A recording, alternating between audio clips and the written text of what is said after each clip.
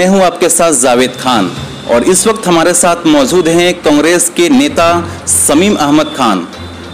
चुनावी माहौल चल रहा है, इसको लेकर नेताओं का बयानबाजी बहुत तेज हो गई है। मैं इनसे जानना चाहूंगा कि चुनाव को लेकर आप किस तरह से तैयारियां कर रहे हैं। सबसे पहले मैं आपके टीवी चैनल को मुबारकबाद देते हैं कि आपने समय दिया। चुनाव का माहौल है, चुनाव का दिन लोग गिन रहे हैं अपने उंगली पर, लेकिन विधानसभा बड़हरिया बहुत बड़ा विशाल कंस्टिट्यूएंसी है। इसमें हम लोग बहुत पुराने कांग्रेसी आम जनता के बीच रहे हैं और आम जनता की दुख सुख में हम लोग हर वक्त प्रयत्न रहे हैं। कांग्रेस का सिपाही होने के नाते हर गरीब के दरवाजे पर पहुंचते हैं, उसके दुख दर्द में हम लोग काम आते हैं। हम लोग का अपना उपलब्धि अपने से तो नहीं गिनाना चाहिए, समय आएगा तो जनता गिनाएगी। मेरा दूसरा सवाल आपसे ये है कि आप किन मुद्दों पर चुनाव लड़ना चाहते हैं, आपका मुद्दा क्या है, लोग जानना चाहते हैं। नेता हर तरह का इंटरव्यू में अपनी बातें को रख रहे हैं, लेकिन ये नहीं बता पा रहे हैं कि मेरा मुद्दा क्या है, मैं किस मुद्दे पर ये इलेक्शन लड़ूंगा। आपका मुद्दा क्या है इस चुनाव में? कांग्रेस पार्टी तो पुरानी पार्टी है, ये तो मुद्दे पर ही जिंदा है। और हम लोग अगर आम जनता अगर भागीदारी देती है, जिताती है, तो हम लोग का बड़हरिया क्षेत्र में बहुत सा मुद्दा है। जैसे आम जनता का मुद्दा, गरीबी का मुद्दा, बाहर से पलायन करके मजदूर जो आए हुए हैं उनको हम लोग रोजगार मुहैया कराएंगे।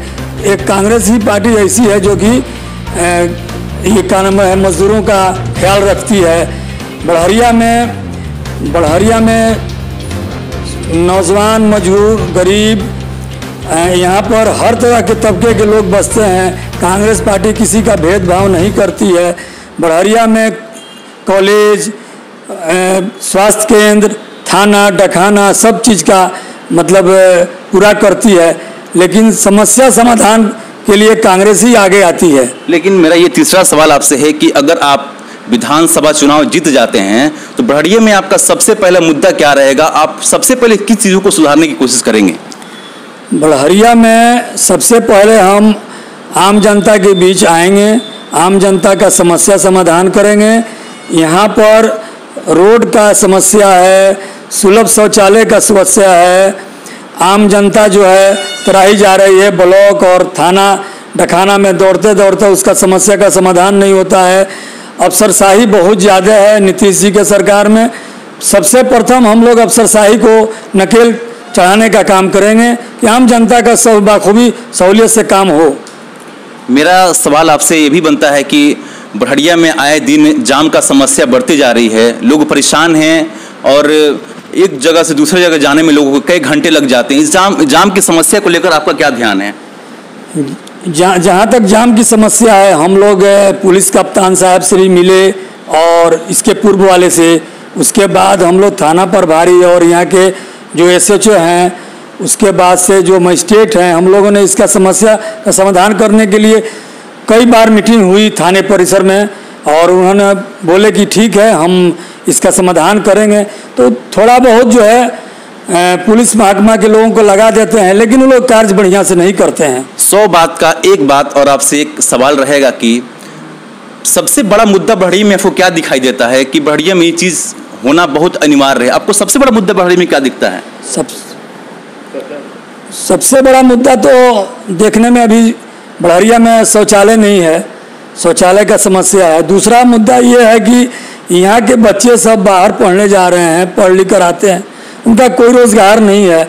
अगर हमारी सरकार बनेगी तो हम यहाँ उद्योग धंधा चालू करवाएंगे। बड़हरिया कंस्टिट्यूएंसी में ही आता है शुगर चीनी मिल, आपको पचरुखी, वो सरकार के बिचौलियों के वजह से उसका नीलामी हो गया।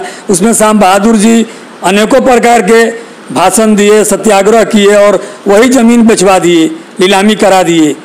उन्होंने इस क्षेत्र का प्रतिनिधित्व 15 साल से कर रहे हैं, लेकिन बड़हरिया विधानसभा का नाम होते हुए बड़हरिया में कोई विकास नहीं हुआ। बड़ी विडम्बना है, क्या कहा जाए उनके बारे में। हम लोग तो भाई सत्ता में नहीं है, सत्ता के विपक्षी हैं। विपक्षी का भी हम लोग बखूबी निभा रहे हैं, अंजाम दे रहे हैं। आम जनता में जाके डोर डोर हर समस्या का समाधान करते हैं। बच्चे यहाँ बालिकाओं का भी विद्यालय नहीं है। बढ़हरिया में सबसे पहले तो मैं डिमांड करूँगा कि यहाँ न्यायपालिका का कार्य हो, न्यायपालिका का स्थापना हो, नगर पालिका का। मेरा सवाल आपसे एक ये भी है कि अगर आपको पार्टी टिकट नहीं देती है तो आप दूसरे पार्टी को अगर मिल जाती है तो क्या उसका आप समर्थन करेंगे? नहीं, हम लोग गठबंधन के साथ हैं। गठबंधन हमें टिकट मिलेगा तो मैं स्वतः चुनाव लड़ूंगा। नहीं, अगर उस लायक समझती है तो मैं पार्टी का सिपाही हूँ, मैं सिपाही का काम करूँगा, कार्यकर्ता का काम करूँगा।